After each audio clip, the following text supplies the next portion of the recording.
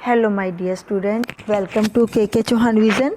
आज मैं आपके लिए एक क्वेश्चन लेके आई हूँ। बहुत ही इंटरेस्टिंग क्वेश्चन है और ये क्वेश्चन लिया गया lesson magnetic effect of electric current, विद्युत धारा के चुंबकीय प्रभाव में से लिया गया है।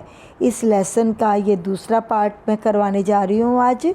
तो पहला ये दूसरा पार्ट समझने के लिए आपको पहला पार्ट देखना पड़ेगा, ठीक है।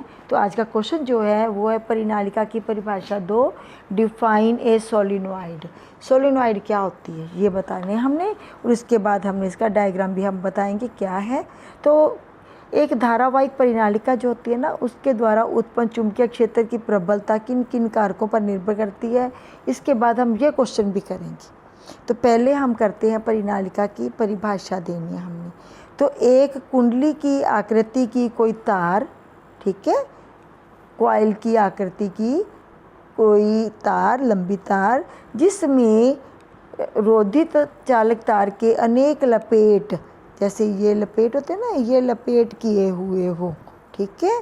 तो उस कुंडली को किसी कोर के अंदर इर्द गिर्द लपेटा गया हो। कोर ऐसी कोई चीज़, इसके ऊपर इस तार को लपेटा गया और तार के दोनों सिरों को फिर हमने किसके साथ जोड़ना है, बैटरी के साथ जोड़ देना, ठीक है।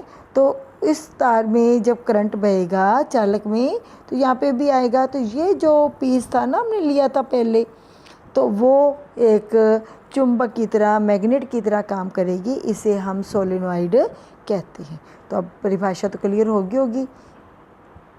यह एक कुंडली की आकृति की तार होती है जिसमें एक रोधित चालक तार के अनेक लपेट होते हैं और इस कुंडली को किसी कोर के इर्द गिर्द लपेट कर बनाया जाता है।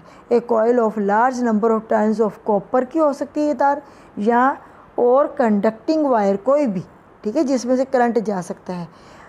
Wire closely wound on a hollow, ठीक है, ये होलो है, खाली hollow cylinder of insulated material. कोई भी कुचालक है, ये वाला कुचालक कोई है, धातु का बना हुआ खाली सिलेंडर है। तो अब इसका ऐसा देखो, ये धातु का बना कोई खाली सिलेंडर था, है ना, ये धातु का बना कोई खाली सिलेंडर है, अधातु का बना हुआ इंसुलेटेड मटेरियल का बना हुआ, जिसमें करंट नहीं जा सकता। हमने क्या करना है, इसके ऊपर एक कोई भी इंसुलेटेड वायर लेनी है, जैसे कॉपर की ले ली, सॉरी कोई भी कंडक्टिंग वायर लेनी है, ठीक है, जैसे कॉपर की ले ली हमने। तो इसके ऊपर हमने इसके क्या कर दिए, लपेट कर दिए, और फिर इसको एक बैटरी के साथ जोड़ दिए। जैसे हम जोड़ते हैं तो इसमें करंट फ्लो करता है और ये करंट जो है इस तार में से भी जाता है। तो ये जो इंसुलेटेड मटेरियल था ना, कुचालक पीस था, तो ये भी चुंबक की तरह, मैग्नेट की तरह काम करेगा और इसके दो ध्रुव बन जाएंगे, एक उत्तरी ध्रुव है और एक दक्षिणी ध्रुव है। इसके ध्रुवों को हम बदल सकते हैं। इस बैटरी से जो धारा निकलती है ना, अगर धन इधर ऋण लगाया हो तो ये नॉर्थ बन गया, ठीक है, और अगर इधर ऋण लगाते पहले तो इधर नॉर्थ बन जाना था, इसकी साइड चेंज हो जाती है, ठीक है।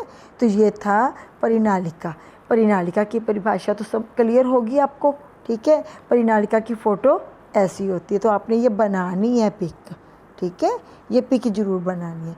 उसके बाद हम पढ़ते हैं कि परिनालिका में जो हम चुंबकीय क्षेत्र पैदा करते हैं, ठीक है, उसकी जो प्रबलता है, स्ट्रेंथ जो है, वो किन कारकों पर निर्भर करती है, ठीक है। कौन से कारक हैं जिन पर ये चुंबक जो आपने बनाई है, परिनालिका जो बनाई है, उसका जो चुंबकीय क्षेत्र होगा वो कम होगा या ज़्यादा होगा, किन बातों पर निर्भर करता है। तो पहली बात तो परिनालिका में वॉल्यूम की संख्या पर। तो ये परिनालिका बनाई थी ना हमने, ये एक खाली सिलेंडर था ना, इसके ऊपर ये तार लपेट के बनाई थी हमने, है ना, कोई कॉपर की है।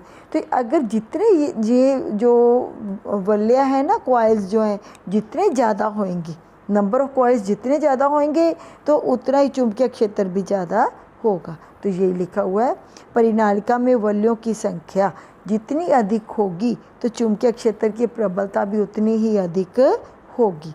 दूसरा कारण, यदि हम परिनालिका में प्रवाहित होने वाली धारा की मात्रा जो है, ठीक है, ये धारा जो प्रवाहित हो रही है उसकी मात्रा को भी अधिक कर देते हैं तो भी चुंबकीय क्षेत्र की प्रबलता बढ़ जाएगी, ठीक है। बैटरी जो लगाती हैं, अगर हम बैटरी बड़ी लगा लेते हैं, ठीक है, तो प्रबलता अधिक हो जाएगी।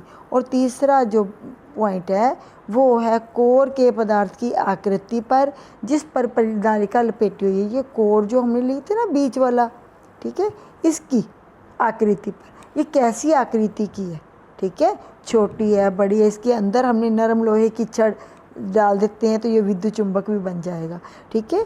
तो यदि हम परिनालिका के भीतर नरम लोहे की छड़ रख देते हैं तो चुंबकीय क्षेत्र की प्रबलता भी बढ़ जाएगी। अगर लोहे को रखते हैं तो बढ़ जाएगी, अगर कोई और धातु को रखते हैं तो हो सकता है उससे भी ज़्यादा हो जाए या कम हो जाए, ठीक है।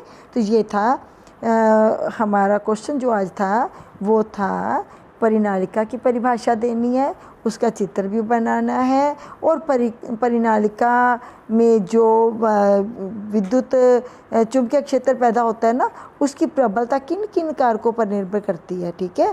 तो ये मैंने 3 कारण बताए हैं आपको। पहला कारण ये वाला, बलों की संख्या जितनी अधिक होएगी, ठीक है, दूसरा परिनालिका में प्रवाहित होने वाली धारा की मात्रा, और तीसरा कोर के पदार्थ की आकृति पर भी परिनालिका में उत्पन्न होने वाला चुंबकीय क्षेत्र हम बढ़ा सकते हैं, ठीक है। तो ये लपेट है, ठीक है, जितने ज़्यादा लपेट हम डालते जाएंगे, ठीक है, ये लपेट जितने ज़्यादा बनाते जाएंगे, ये कितने डाले हुए 1 2 3 4 5 6 7 8 इतने के बने हुए ना, इसको और बढ़ा दो आप 20-30 कर दो तो आपकी जो परिनालिका है उसका चुंबकीय क्षेत्र बढ़ जाएगा। दूसरा पॉइंट क्या आ गया कि ये 2 सेल की बैटरी है, ठीक है, यहाँ पे आप ज़्यादा सेल की बैटरी ले लो, जरूरत नहीं 2 की लेनी है, जितनी ज़्यादा ले लोगे उतनी ज़्यादा धारा बहेगी और उतनी ज़्यादा ये परिनालिका के इर्द गिर्द चुंबकीय क्षेत्र भी ज़्यादा पैदा होगा, ठीक है। ये तो 2 मेन कारण थे। तीसरा, इसके अंदर जो पीस हमने रखना है, ठीक है, इसके अंदर जो पीस हमने रखना है ना, इसके अंदर धातु का अगर नरम लोहे का रखते हैं तो भी प्रबलता बढ़ जाती है। तो ये क्वेश्चन जो था हमारा आपने किया परिनालिका का, ठीक है। तो ये परिनालिका की पिक आप ऐसे भी बना सकते हो, एक ज़रूरी नहीं है हमने वो गोल सिलेंडर लेना है, तो हम ऐसी एक वायर भी लेके बना सकते हैं, ठीक है। तो जैसे इसमें दिखाया हुआ है कि एक लंबी वायर लेके उसके इर्द गिर्द क्या हुआ, धातु की तार ऐसे लपेटी हुई है, ठीक है। तो ये भी एक परिनालिका बन गया, और इन दोनों का जो कनेक्शन है वो बैटरी के साथ किया हुआ है, ठीक है। तो ऐसे बैटरी के साथ किया हुआ है, ये देखो है ना, बैटरी के साथ ये प्लग लगा हुआ है, ठीक है। तो ये तो वो वायर है बीच वाली, तो ये चुंबकीय क्षेत्र की वायर, वो चुंबकीय क्षेत्र जो पैदा हो रहा है वो दिखाया हुआ है, ठीक है। चुंबक में भी हमने ऐसे बनाया था ना, मैग्नेट में भी, तो ये वाला। तो ये क्वेश्चन समझने के लिए आपको पहले मेरी फर्स्ट वीडियो देखनी पड़ेगी। इसी क्वेश्चन से रिलेटेड एक क्वेश्चन मैं और कराऊंगी, विद्युत चुंबक क्या होता है, ठीक है। तो विद्युत चुंबक, क्योंकि ये वीडियो लंबी हो रही है तो मैं अगले पार्ट में इसको कराती हूँ, ठीक है। ओके बेटा, thanks for watching this video, thank you.